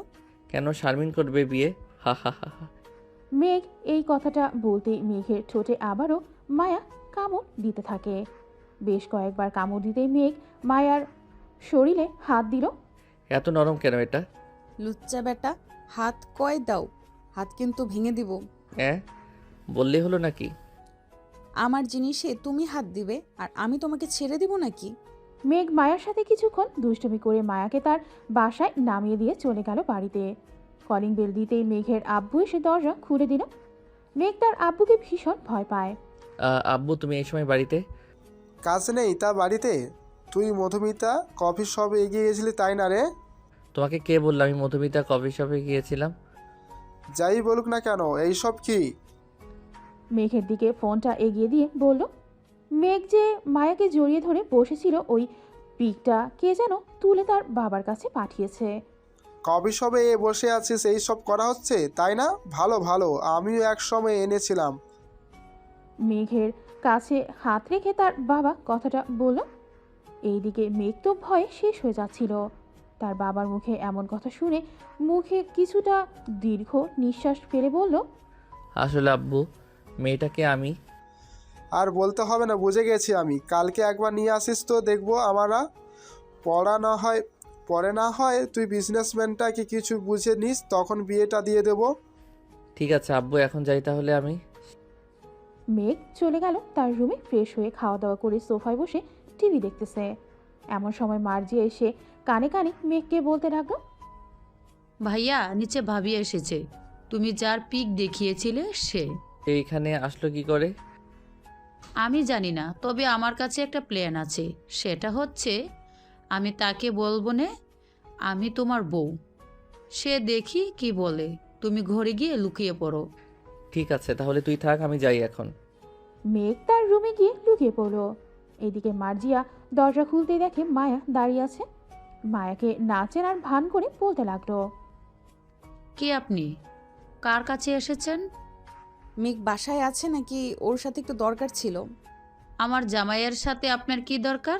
আর আপনাকে তো আগে কখনোই এই ভাষায় দেখি নাই আসতে বা যাইতে। আপনার জামাই মানে বুঝলাম না, কি বলতেছেন আপনি? মেঘ বিবাহিত, আগে তো জানতাম না। আগে জানলে কি করতেন? আর যা বলার আমাকে বলেন, আমি আমার বরকে বলে দেব। কিছু না, এমনি এসেছিলাম। আচ্ছা আমি এখন যাই, মেঘ বাসায় আসলে আমার কথা বইলেন। ঠিক আছে, যান তাহলে।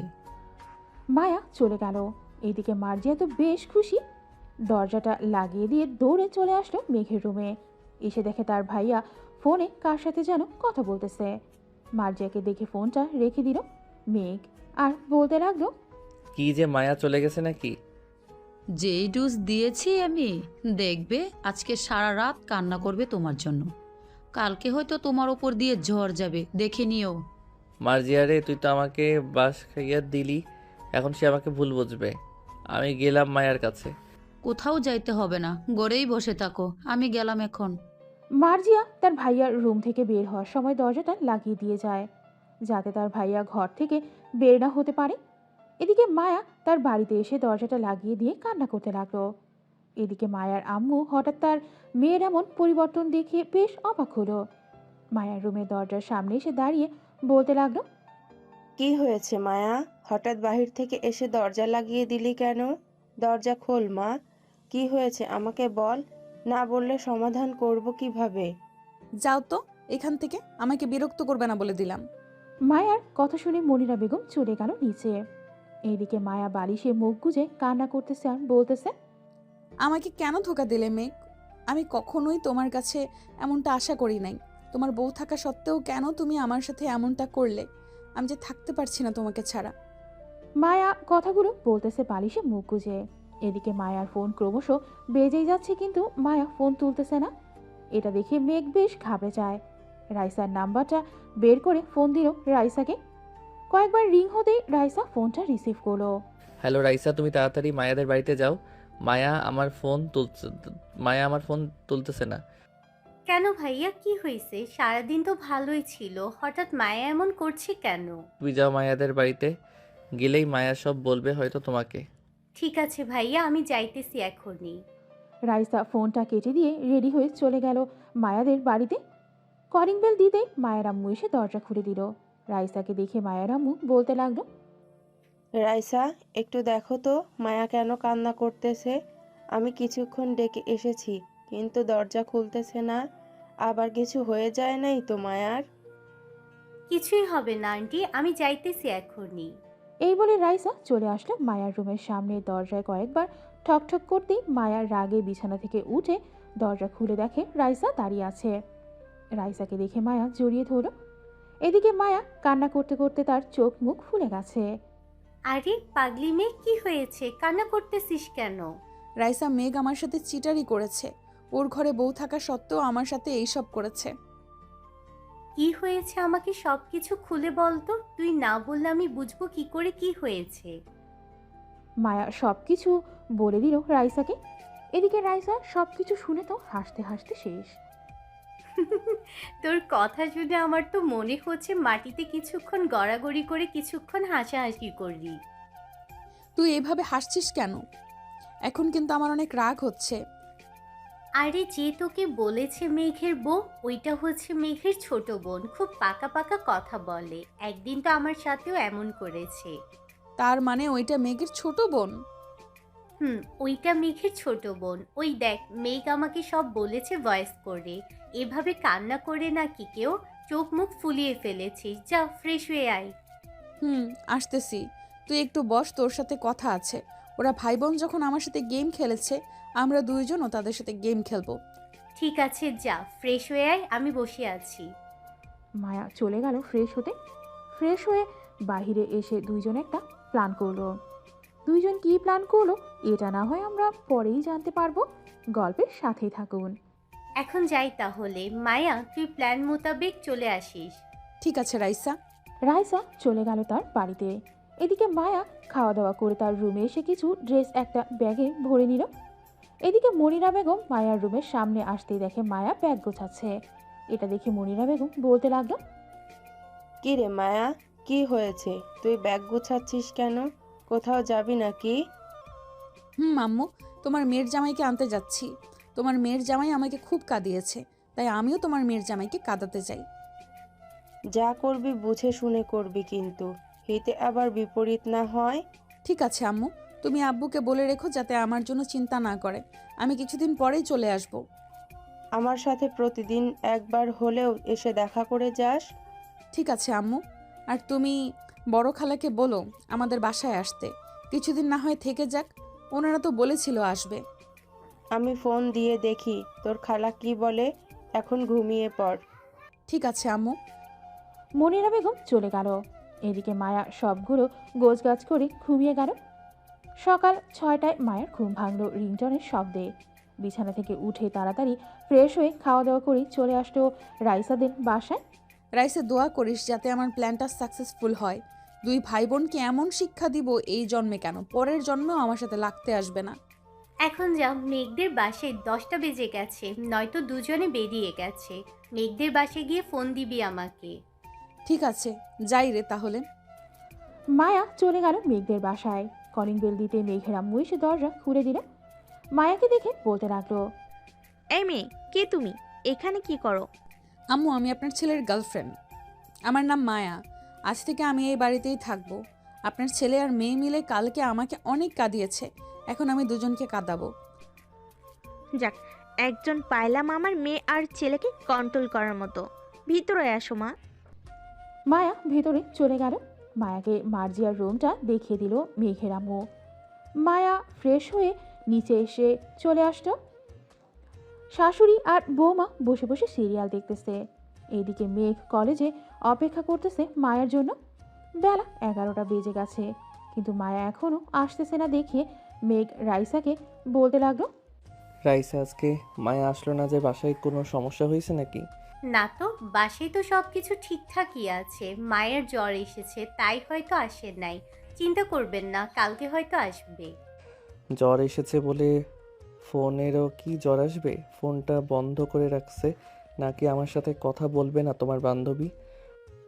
আমি তো জানি না তো কথা বলবে না কি কথা বলবে না। কালকে ওদের বাড়ি থেকে আসার পর আর যোগাযোগ হয়নি আমাদের। ও আচ্ছা, তোমরা ক্লাস করো, আমি বাড়িতে চলে যাচ্ছি। কোনো কিছুই ভালো লাগতেছে না। আচ্ছা ভাইয়া, আপনি যান। যদি মায়ের সাথে কথা হয় তাহলে আমি আপনাকে জানিয়ে দিব। ঠিক আছে।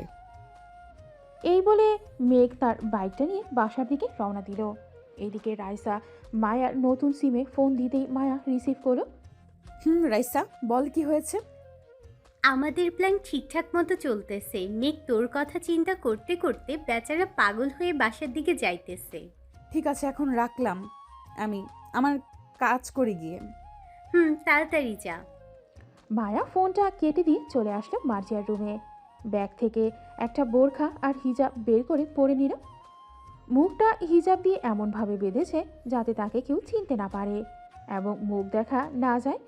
সব কিছু পরে চলে আসলো নিচে। হাসনা বেগম মায়ার এমন কাণ্ড দেখে বলতে লাগলো, কি ব্যাপার মায়া, তুমি এই সময় বোরকা পরছো কেন আর মুখও ঢেকে রেখেছো? আপনার ছেলে আসতেছে, আর আমি যে এই বাড়িতে এসেছি কাউকে বলবেন না।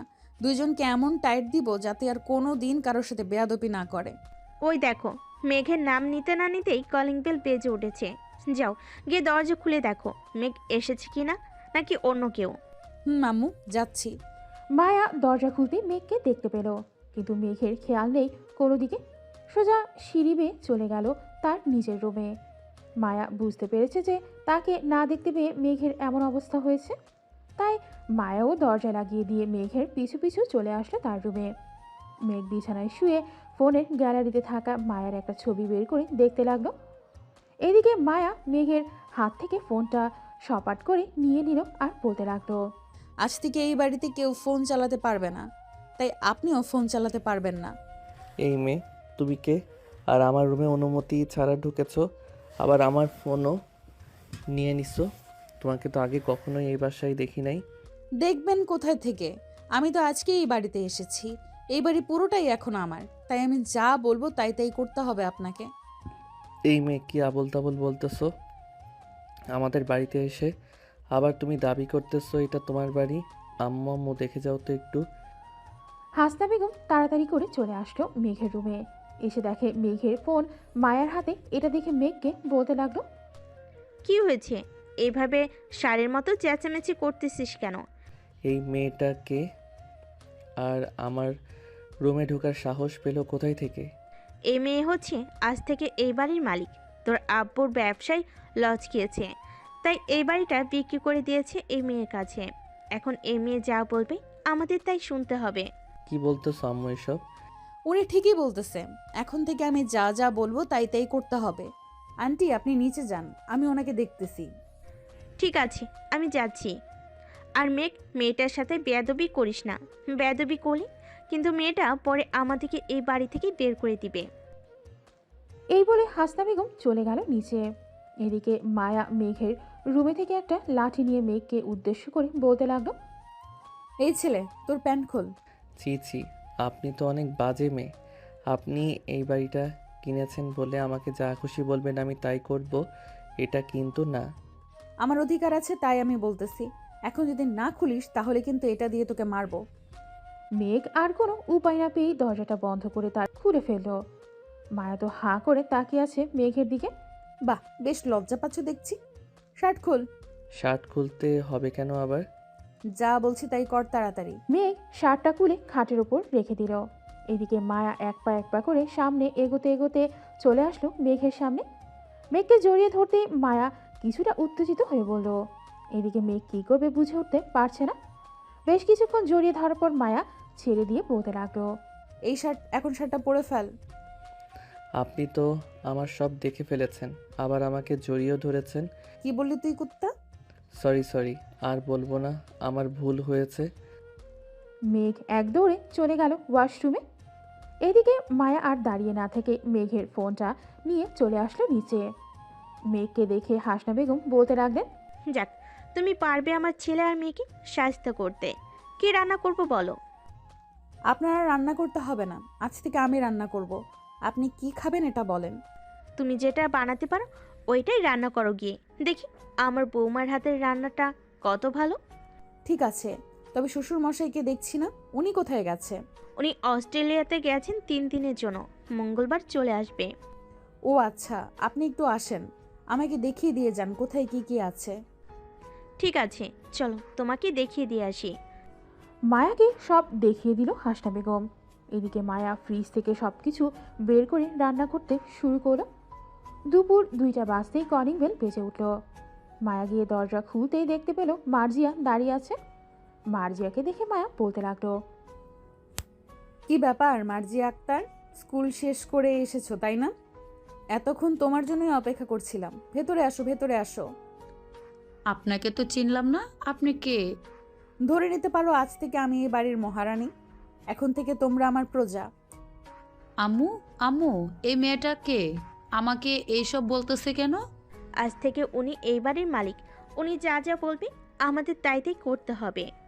মানে কি বলতেছো? আম্মু, এটা তো আমাদের বাড়ি, উনি বলতেছে কেন এটা ওনাদের বাড়ি? উনি এই বাড়িটা কিনে ফেলেছে, তাই এটা ওনার বাড়ি, আমাদেরকে থাকতে দিয়েছে। ভাইয়া ভাইয়া, আম্মু এসব কি বলতেছে? উনি নাকি আমাদের থেকে এই বাড়ি কিনে নিয়েছে? আব্বু ব্যবসায়ী লস খেয়ে এই বাড়িটা বিক্রি করে দিয়েছে, তাই আর কি আমাদের ওনার কথা মানতে হবে। মার্জিয়া আর কিছু না বলে চলে গেল তার রুমে। এদিকে মায়াও মার্জিয়ার পিছু পিছু চলে আসলো রুমে।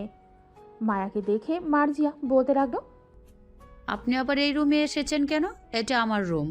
আজ থেকে এটা আমার রুম, তুমি পাশের রুমে চলে যাও।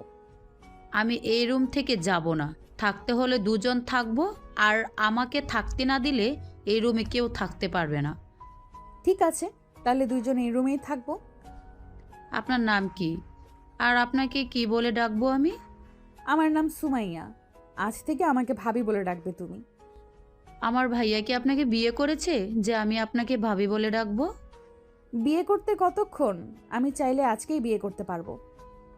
সো আমার সাথে বেশি কথা বলবে না, যাও ফ্রেশ হয়ে আসো, খাবার খাবে।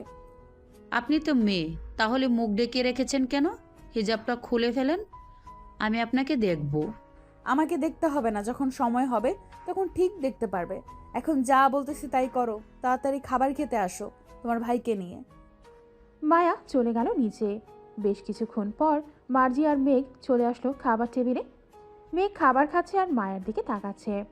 এদিকে মায়া হিজাবের ভেতরে মিট মিট করে হাসতেছে আর মনে মনে বলতেছে, চান্দু, আমার সাথে পাঙ্গা নিতে এসেছো। আমি কি জিনিস তুমি এখনো বুঝতে পারো নাই। যখন ধরবো তখন ঠিক জায়গায় ধরবো, এই দিকে সেই দিকে ধরবো না। সবাই খাওয়া দাওয়া করে চলে যেতেই মায়াও খাবার খেয়ে নিল। দেখতে দেখতে রাত হয়ে গেল। মার্জিয়া তার রুমে চিৎপটাং হয়ে শুয়ে আছে, আর এইদিকে মায়ার রুমে ঢুকতে ঢুকতে বলল, এই মেয়ে, সোজাসুজি হয়ে শুয়ে পড়ো। আর একটা কথা বলে রাখি, মাঝরাতে কিন্তু আমাকে জিনে ভর করে, তখন লাথি মেরে নিচে ফেলে দিলে আমাকে কিচ্ছু বলতে পারবে না। মানে ভাবি আপনাকে জিনে বোর করে আগে বলবেন না? আমি এক্ষুনি চলে যাইতেছি পাশের রুমে। কোথাও যেতে হবে না, আমি তোমার ভাইয়ার রুমে যাইতেছি, তুমি ঘুমাও। ভাইয়ার রুমে গিয়ে কি করবেন? কি করব, তোমার ভাইকে এই বলে মায়া চলে আসলো মেঘের রুমে। এসে দেখে মেঘ লাইট নিভিয়ে ঘুমিয়ে আছে।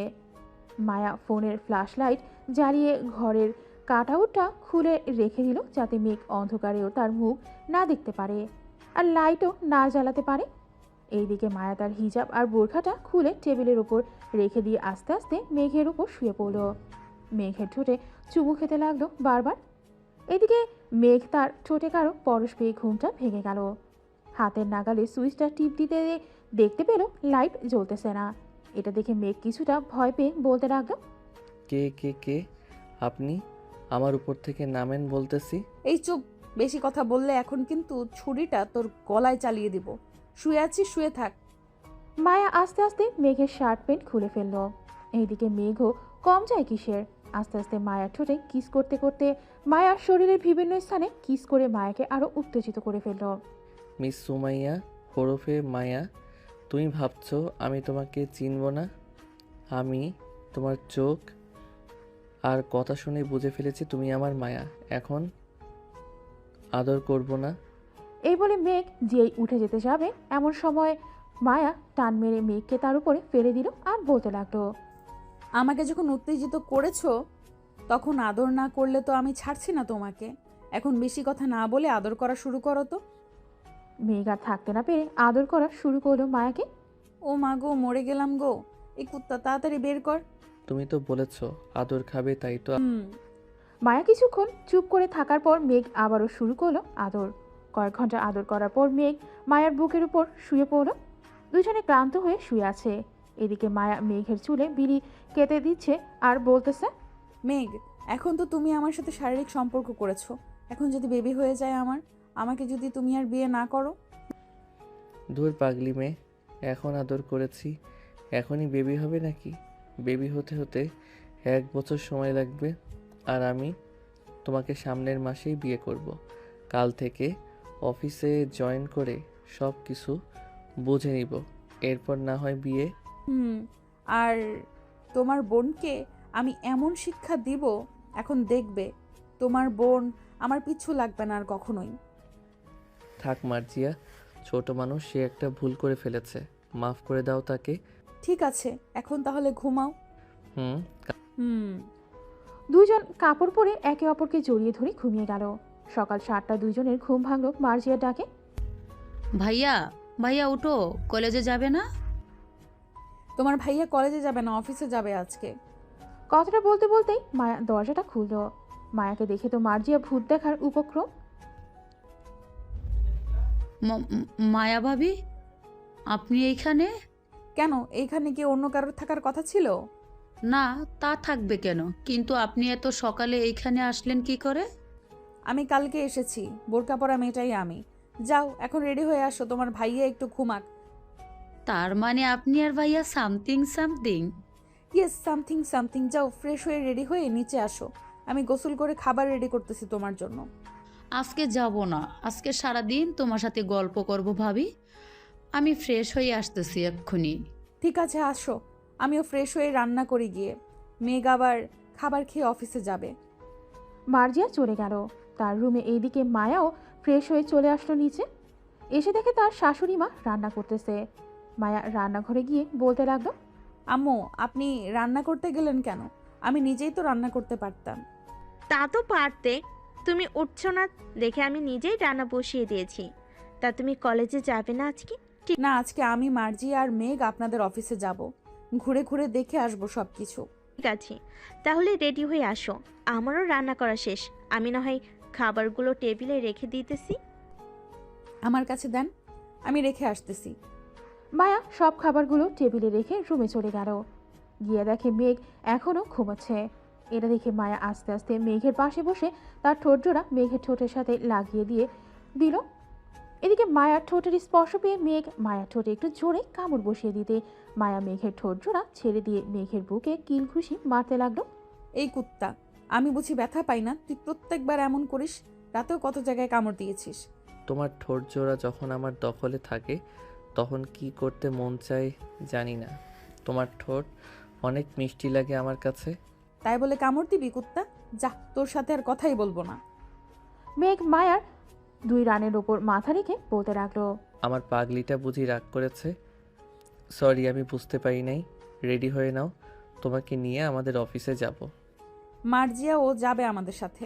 ঠিক আছে, তুমি রেডি হও, আমি ফ্রেশ হয়ে আসিতেছি। মেঘ চলে গেল ওয়াশরুমে। ফ্রেশ হয়ে রেডি হয়ে সবাই চলে আসলো নিচে, খাওয়া দাওয়া করতেছে। এমন সময় কলিং বেল বেজে উঠল। আম্মু, আপনারা খাবার খান, আমি দেখে আসতেছি কে এসেছে।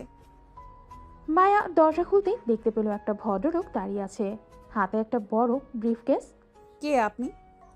মানে কি বলতেছো? আমার বাড়িতে এসে আমাকে বলতেছে কে আপনি? তার আগে বলো তুমি কে, এইখানে কি করো? আমি এই বাড়ির বউ। ভাবি, এটা আমার আব্বু। মার্জিয়ার মুখে এটা শুনে মায়া জিভে কামড় বসিয়ে দিয়ে বলতে লাগলো, সরি শ্বশুর আব্বা, আমি বুঝতে পারি নাই। মেঘ, তুই যে বিয়ে করেছিস আমাকে একবার বলার প্রয়োজন মনে করলি না? আমি 2 দিন বাড়িতে নেই আর এইখানে তারা আনন্দ করতেছিস।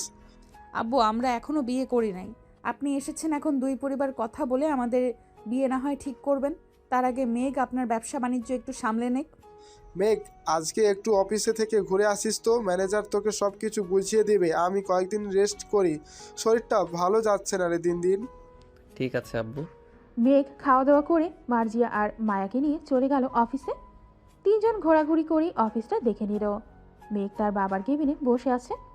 এমন সময় ম্যানেজার আসতো। স্যার, আসতে পারি? আসুন। আজ থেকে আপনার আন্ডারে যতগুলো অফিস আছে সবগুলো আমি দেখাশোনা করব। কোথায় কি হচ্ছে, কি লাগবে কি না লাগবে, A to Z আমাকে বলবেন। ঠিক আছে স্যার, বলবো। এই নেন, ফাইলগুলো একটু দেখে সাইন করে দেন।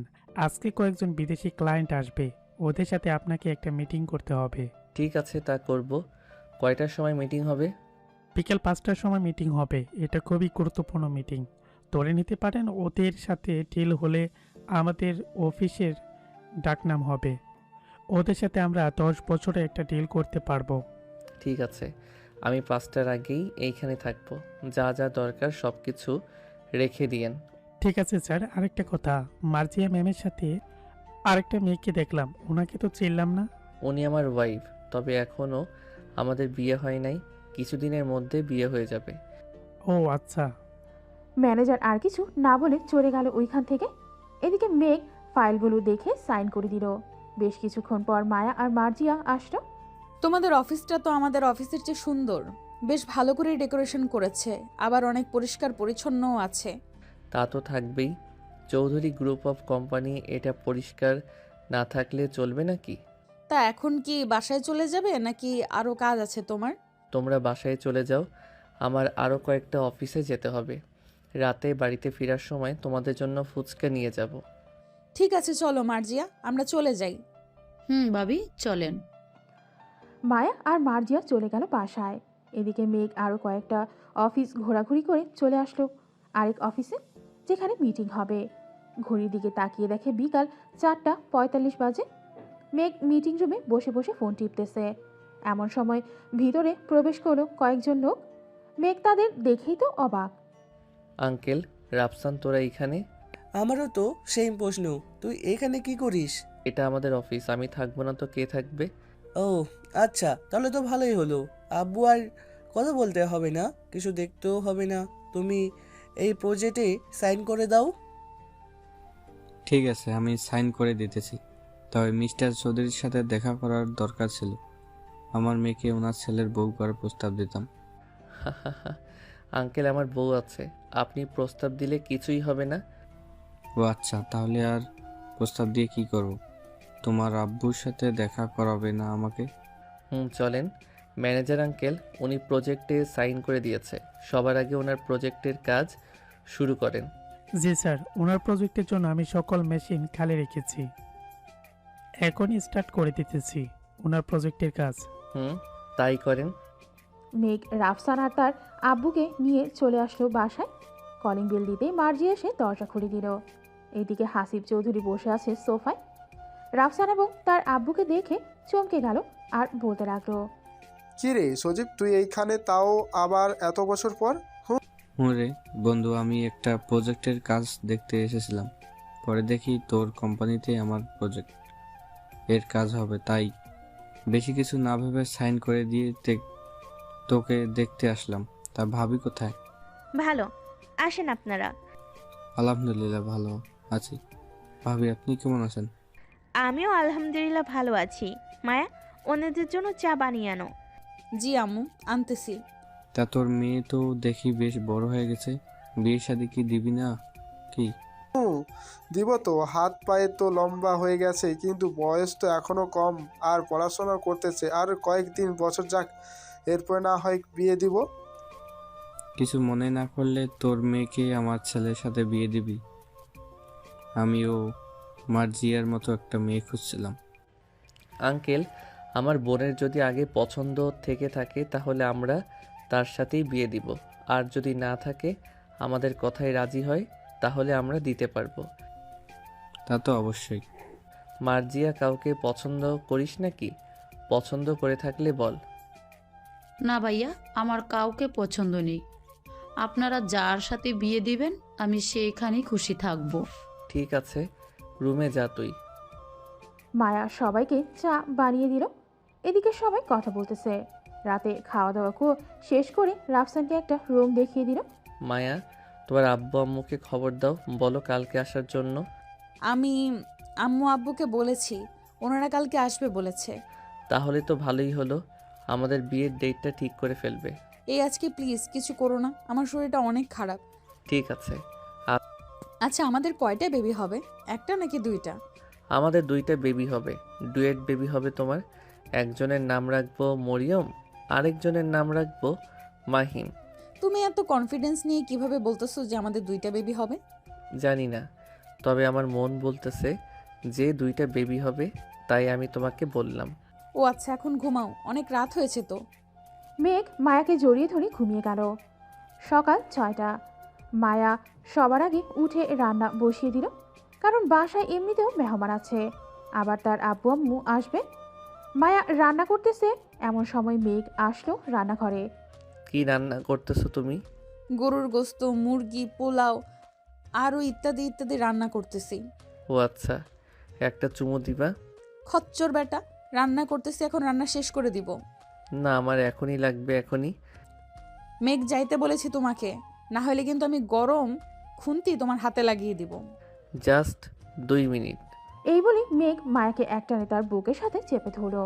আস্তে আস্তে ঠোঁটের সাথে যেই ঠোঁট স্পর্শ করতে যাবে, এমন সময় কারো কাশির শব্দ শুনে মেঘ ছেড়ে দিল মায়াকে। পেছনে তাকিয়ে দেখে তার মা দাঁড়িয়ে আছে। এই বেয়াদব ছেলে, সারাত একসাথে থাকিস, তবু তোর হয় না? মেয়েটা রান্না করতেছে এখানে। ও, তুই মেয়েটাকে বিরক্ত করতেছিস? যা বলতেছি এখান থেকে। হাসনা বেগম মেঘের কান ধরে কথাগুলো বলল। আও, আম্মু লাগতেছে অনেক, কান ছাড়ো বলতেছি। তোকে যেন আজকে মায়ের আশেপাশে না দেখি। আর মায়া, কাল থেকে তুমি তোমার বাসায় থাকবে, যাতে এই বাদর ছেলে তোমাকে স্পর্শ করতে না পারে। ঠিক আছে আম্মু। মায়া রান্না শেষ করে অপেক্ষা করতেছে তার আম্মু আব্বু আসার জন্য। বেশ কিছুক্ষণ পর কলিং বেল বেজে উঠল। মায়া গিয়ে দরজা খুলতেই দেখতে পেল তার আব্বু আম্মু এসেছে। দুইজনকে ভেতরে নিয়ে আসলো। খাবার টেবিলে বসে খাবার খাচ্ছে সবাই। এমন সময় হাসিব চৌধুরী বলতে লাগলো, বেআই সাহেব, মেঘ আর আমার মার বিয়ের দিন তারিখ ঠিক করে ফেলেন। আমি কি বলবো, আমার মেয়ে তো এখন আপনার বাড়ির বউ। আপনি বলেন ওদের কবে বিয়ে দিবেন? মায়া যেহেতু এই বাড়িতেই থাকে, তাহলে আপনি বলে দেন বিয়ের দিন তারিখ। সামনের সপ্তাহে ওদের বিয়ে হবে, কি বলেন আপনি? ঠিক আছে, সামনের সপ্তাহেই হবে বিয়ে। সবাই খাওয়া দাওয়া করে গল্প করতে লাগলো। এদিকে মেঘ আর মায়া বসে আছে রুমে। মায়া মেঘকে উদ্দেশ্য করে বলতে লাগলো, এই তোমার কি লজ্জা শরম নেই? আম্মুর সামনে তুমি কি করছিলে ওইসব? এখন আম্মু কি ভাববে বলো তো? আম্মু কিছুই ভাববে না, সামনের সপ্তাহে তো আমাদের বিয়ে। আমি একেবারে তোমাকে আমার কাছে পাবো, এই কয়েকদিন আদর করব না? এটা তোমার ইচ্ছা, আদর করবে কি করবে না। আজকে মেয়ে বাড়িতে চলে যাব, কিছু করতে চাইলে এক্ষুনি করতে পারো। মেঘ মায়াকে জড়িয়ে ধরে কিস করতে লাগলো। বিকাল 5টায় মায়াকে নিয়ে তার আব্বু আম্মু চলে গেল বাড়িতে। পরের দিন থেকে দুই বাড়িতেই বিয়ের আয়োজন করা শুরু হলো। বাড়িটা বেশ সুন্দর করে সাজিয়েছে কেয়ারটেকাররা। সাজানো শেষ করে মায়াদের বাড়িও সাজিয়ে দিল। বড় বড় বিজনেসম্যানদের বিয়েতে ইনভাইট করেছে, তারা তো আসবেই। মেঘ, মায়া আর তুই গিয়ে তোদের বিয়ের ড্রেসগুলো পছন্দ করে কিনে আন। আমরা তোদের ড্রেস পছন্দ করে দিব না। ঠিক আছে আম্মু, যাইতেছি এখনই। মেঘ চলে আসলো মায়াদের বাড়িতে। বেশ কিছুক্ষণ পর মায়া রেডি হয়ে আসতেই মায়াকে নিয়ে চলে আসলো শপিং মলে। মেঘ নীল একটা পাঞ্জাবি সাথে সাদা একটা পায়জামা কিনে নিল। মেঘ, এখন নীল গ্রাউন্ড বা লেহেঙ্গা কোথা থেকে পাই? চলো আমার সাথে, তোমার মন মতো নীল লেহেঙ্গা কিনে দিব আমি। মায়াকে নিয়ে চলে আসলো বড় একটা দোকানে। এখানে অনেক লেহেঙ্গা আছে। মায়া তার জন্য আর মার্জিয়ার রাত দুইজনের জন্যই দুইটা লেহেঙ্গা নিল। দুইটা কিনলে কেন? একটা কিনলেই তো হতো। একটা আমার জন্য আর একটা মার্জিয়ার জন্য। মার্জিয়া আমাকে ফোন দিয়ে বলে দিয়েছিল তার জন্য একটা নিয়ে যাইতে। ও আচ্ছা, তলে তলে দুই ননদ আর ভাবি এসব করতেছো আমার সাথে? করো করো, আরো কয়েকটা দিন যাক, পরে বুঝতেই পারবে কি করি তোমাকে। দেখা যাবে কি করতে পারো তুমি আমার। মেঘ শপিং করে চলে আসলো বাসায়। দেখতে দেখতে কেটে গেল 7টা দিন। আজকে মেঘ আর মায়ার বিয়ে। মেঘ নীল পাঞ্জাবিটা পরে নিল। এদিকে রাফি মেঘকে দেখে তো পুরাই থ। মামা, তোমাকে দেখে আমি তো ক্রাশ খাইছি। মায়া ভাবি তো পুরো দেখে অজ্ঞান হয়ে যাবে। দোষ শালা, মায়ের পছন্দেই এই ড্রেস কিনেছি। এখন কি এখানে দাঁড়িয়ে থাকবি নাকি আমার সাথে যাবি বিয়েতে? চল তাড়াতাড়ি যাই। মেঘ তার বন্ধু বান্ধবদের নিয়ে চলে আসলো বিয়ে বাড়িতে। খাওয়া দাওয়া শেষ করার পর কাজে এসে মেঘ আর মায়ার বিয়েটা পড়িয়ে দিয়ে চলে গেল। সমস্ত নিয়ম কানুন মেনে মেঘ আর মায়াকে বিদায় দিয়ে দিল তার আব্বু আম্মু। মায়া গাড়িতে বসে কান্না করতেছে আর মেঘ একটা টিস্যু পেপার মায়ের হাতে দিয়ে বলতেছে, কান্না করো না জান, এখন কান্না করলে বাসর রাতে যখন বিড়াল মারবো তখন কি করবে? তাই চুপচাপ বসে থাকো। তোকে তো আমি খুন করব কুত্তা, দেখে নিস। মায়াকে নিয়ে চলে আসলো বাসায়। সবাই বরণ করে মায়াকে ঘরে তুলে নিল। এদিকে মেঘ তার বন্ধুদের নিয়ে চলে আসলো ছাদে। বসে বসে আড্ডা দিতেছে। এমন সময় রাইসা হাতে একটা বিয়ারের বোতল নিয়ে এসে মেঘের হাতে তুলে দিয়ে বলল, মেঘ, নামাজ আদায় করে তুই। আর একটু পরে যাব, এখনো 12টা বাজে না।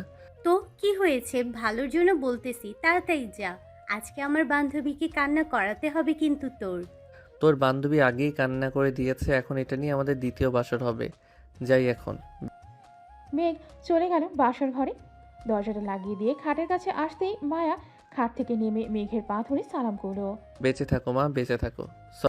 কি বললি কুত্তা? আমি তোর কোন জন্মের মা লাগি? হ্যাঁ, সরি সরি, আমার ভুল হয়ে গেছে। চলো এখন নামাজ আদায় করে নেই। চলো। নামাজ আদায় করে মেঘ আর মেঘলা খাটে বসে আছে। মেঘ খাটের নিচ থেকে বিয়ারের বোতলটা বের করতেই মায়া তো অবাক। এটা তুমি কোথায় পেয়েছো? রাইসা দিয়েছে, এইগুলো খেয়ে তোমার উপর অত্যাচার করতে বলেছে। ও আচ্ছা, তো বসে আছো কেন? খাওয়া শুরু করো। মেঘ আর মায়া দুজনে বিয়ারের বোতল মুখে পুরে নিল। মেঘ মায়ার ঠোঁটের দিকে ক্রমশ এগিয়ে যাচ্ছে। এদিকে মায়াও এগিয়ে আসতেছে। এই যে পাঠক পাঠিকারা, তোমরা আর কি দেখতেছো? এখন আমাকে 2টা বেবি আনার তো সুযোগ দিবে। এখন না হয় আমাকে আর মেঘলাকে একা ছেড়ে দাও। আজকের গল্পটা এই পর্যন্ত। আবারও দেখা হচ্ছে নতুন কোনো গল্পে। ততক্ষণ সবাই ভালো থাকবেন, সুস্থ থাকবেন। ধন্যবাদ।